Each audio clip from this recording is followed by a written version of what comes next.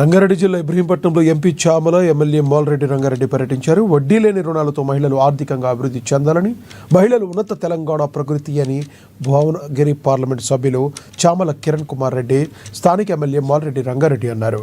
మంగళవారం రంగారెడ్డి జిల్లాలోని ఇబ్రహీంపట్నం నియోజకవర్గ పరిధిలో గల ఇబ్రహీంపట్నం మండల కేంద్రంలో శాస్త్ర గార్డెన్లో నిర్వహించిన వడ్డీ లేని రుణాల పంపిణీ కార్యక్రమంలో భువనగిరి పార్లమెంట్ సభ్యులు చామల కిరణ్ కుమార్ రెడ్డి, స్థానిక ఎమ్మెల్యే మాల్రెడ్డి రంగారెడ్డి ముఖ్య అతిథులుగా పాల్గొన్నారు.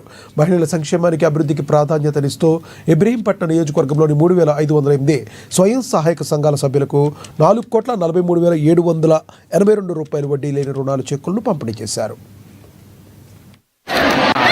తెలంగాణలో ఉండేటువంటి పేద ప్రజల సంక్షేమం కోసం మేము పనిచేస్తాము.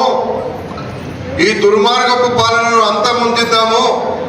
10 సంవత్సరాలు మనల్ని ఆగం చేసి అప్పులు చేసినటువంటి ప్రభుత్వాన్ని ఇంటికి పంపాలంటే ప్రజా ప్రభుత్వం రావాలని మీ అందరికీ మేము చెప్పినాం. ప్రజా ప్రభుత్వం వస్తే మహిళల కోసం, రైతుల కోసం, రైతు కూలీల కోసం, బడుగు బలహీన వర్గాల కోసం ఎన్నో కార్యక్రమాలు చేస్తామని మేము చెప్పి ఈరోజు ఈ కార్యక్రమాలన్నీ కూడా మొదలు పెట్టినాం.